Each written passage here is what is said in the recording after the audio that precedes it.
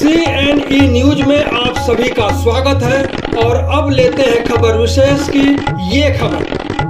Chandigarh sector 11 के medical store पर गोलियां बरसाकर जानकी दास की जान लेने के बाद से शहर की जनता में पुलिस की कार्यशैली को लेकर जबरदस्त असंतोष देखने को मिला था।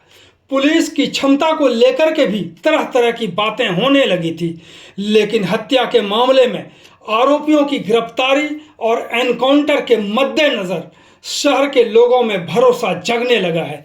इसी को लेकर हमने बात की भाजपा के नेता और एडवोकेट सतेंद्र सिंह से, तो उन्होंने जो कहा आप भी सुनकर हैरान रह जाएंगे, क्योंकि शहर की पुलिस को जनता के साथ तालमेल बिठाने की भी बहुत ही जरूरत है। आप सभी से आग्रह है कि इस चैनल को सब्सक्राइब, लाइक, शेयर और कमेंट भी करें। यही आपकी ताकत और आवाज है। सतेंद्र जी। हाँ सर, नमस्कार जी। एक तो जो पूरा ये जो कांड हुआ उसके बाद 2 लोग पकड़े गए हैं, फिर तीसरा हुआ है और दोनों को गोलियां लगी, इनकाउंटर हुआ है। उसमें थोड़ा सा चंडीगढ़ के लोगों को मरहम तो लगा है और लगा भी हमारी जो पुलिस है वो हमारे साथ खड़ी है। तो इस कारण से उनको साधुवाद है, उनको मुबारकें। और चंडीगढ़ की जनता भी इस समय अपने आप को अच्छा महसूस कर रही है और मुझे लगता है भी चंडीगढ़ की पुलिस आगे भी ऐसे ही कार्रवाई करती रहेगी और प्रीएम्प्ट करेगी और आगे से कोई ऐसी घटना ना हो, उससे पहले घटना होने से पहले भी मुझे वो पकड़ ले, ये बहुत ज़रूरी है। जिस तरह से पुलिस की उस टाइम आलोचना हुई, लोगों ने कहा कि यहाँ के चंडीगढ़ पुलिस को अलग अलग यूटी जो देश भर में है उनमें तबादला करके ही इसकी भरपाई अब की जा सकती है, तभी यहाँ से क्राइम ख़त्म होगा। इसको लेकर अब क्या सोचते हैं? नहीं, वो तो पॉलिसी मैटर है ना। पॉलिसी मैटर का जो है वो एक वर्किंग में क्या फ़र्क पड़ता है वो अलग विषय है। उसमें आपकी पॉलिसी मैटर में जब काम आता तो आपकी दक्षता, आपकी सिंसियरिटी और कई चीज़ें काउंट करती है। उसमें पुलिस फोर्स का भी भला होता सर। वो एक इसके साथ अपा विषय को कोरिलेट नहीं कर सकते। वो विषय जो है बिल्कुल ही सेपरेट है। लेकिन सवाल फिर भी उठता है कि घटना घट गई, टेक्निकल सपोर्ट से क्रिमिनल को पकड़ लिया इन्होंने, एनकाउंटर भी हुआ, सब कुछ हुआ, इसके बावजूद क्या पुलिस ये तय कर सकेगी कि घटना ना हो? क्योंकि कई बार सवाल उठे हैं कि जैसे कि आपके पहले मेयर ने भी कहा है कि खुफिया तंत्र जो है वो फेल है पंजाब का। हम कहते हैं कि चंडीगढ़ का भी खुफिया तंत्र फेल है, तभी इस तरह की घटना घटती है और हम हाथ पर हाथ रख के बैठे रह जाते हैं। दूसरी बात होती है जो खुफिया तंत्र, वो तो हमारा जो चंडीगढ़ जो बिकॉज ये यूनियन टेरेटरी है, तो इस कारण से कई चीज़ें इनके पास अवेलेबिलिटी होती है। और दूसरा क्या था, हम अपनी ही चंडीगढ़ में अपनी ही फोर्स पे डिपेंडेंट है।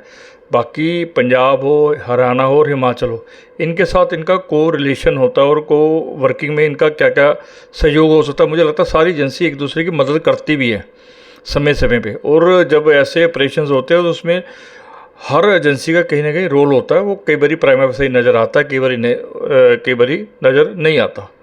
तो कोऑर्डिनेशन के बगैर कभी कोई रिजल्ट नहीं निकलता। और ये तो जो फोर्सेस जितनी भी है वो भारत की फोर्सेस है और लोगों को सुरक्षा देने के लिए फोर्सेस है। और सिर्फ लोगों का और हमारा सिर्फ इतना मत होता भी, अगर जब पुलिस वाला जो कंसर्न पुलिस ऑफिसर्स होते हैं वो बड़े सेंसिटिव होते हैं तो उसका रिजल्ट मिलता है।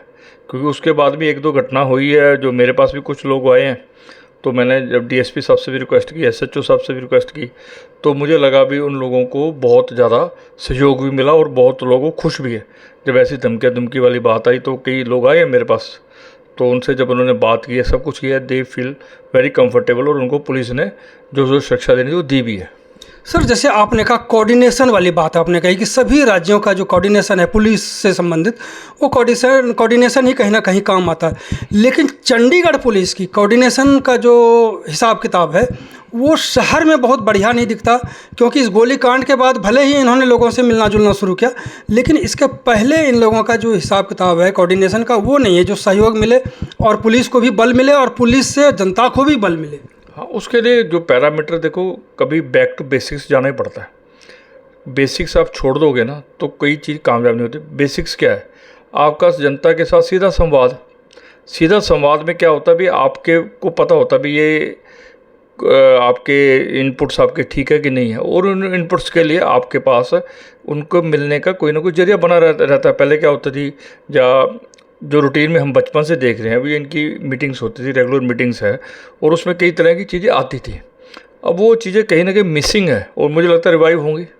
क्या इसको लेकर के गवर्नर साहब से बात होगी, क्योंकि एडमिनिस्ट्रेटर हैं यहाँ के, सीएम की तरह उनका यहाँ पे एक कद है चंडीगढ़ शहर के लिए, तो उनसे कभी ऐसी बात होगी कि ये कम से कम कोऑर्डिनेशन का काम हो, लोगों से मेल जोल हो, तभी आप अकेले दम पे कुछ नहीं कर सकते? नहीं, देखो आज की डेट में जो एडमिनिस्ट्रेटर साहब हैं वो रेगुलर बुधवार को बैठ रहे हैं और वो सबसे मिलते भी हैं, कोई भी उनसे समय मारे में मिल रहे हैं, और जो जो चंडीगढ़ के फैसले करने चाहिए अच्छे फैसले वो कर भी रहे हैं, और लोगों के जो इनपुट्स बोलते हैं वो उनको कम्युनिकेट भी करते हैं। और ये तो जो हम आपस में बात कर रहे हैं वो हमारा सीधा एक इनको है भी, जो बेसिक्स है बैक टू बेसिक्स जाना ही पड़ता है। मान लो मैं भी कोई काम करता हूँ, अगर मेरे को काम में कभी कभी शिथिलता आ जाती है, कभी कभी गड़बड़ हो जाती है, तो हमें लगता है भी हम अपने बेसिक्स पे जाना चाहिए। ये एक सिंपल सा नियम है, किसी बिज़नेस का भी नियम है, प्रोफेशन का भी नियम है और हर चीज़ का नियम है। अगर बैक टू बेसिक्स नहीं जाएगी चंडीगढ़ पुलिस तो उसमें थोड़ा सा दिक्कत तो रहेगी।